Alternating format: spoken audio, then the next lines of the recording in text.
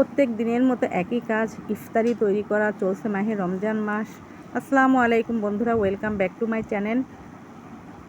আজকে দ্রুত চলে গেলাম রান্নাঘরে, ইফতারি তৈরি করলাম। ছেলে এসে বলছে আম্মু ইফতারির পাশাপাশি আমি একটু স্যান্ডউইচ খাবো, তো তাড়াতাড়ি ঝটপট করে স্যান্ডউইচ তৈরি করে নিলাম।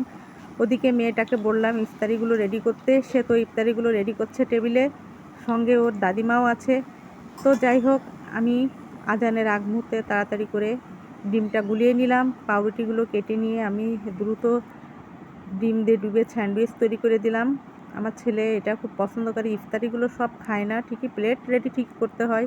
তো ইফতারির আগ মুহূর্তে এই যে প্লেটগুলো রশ্মিতা রেডি করেছে।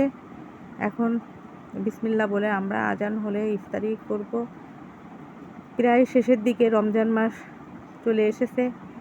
আমাদের মুসলমানদের ঘরে এটাই সবথেকে বড় আনন্দ, ইফতারির সময় এবং ইফতারির আগ মুহূর্ত।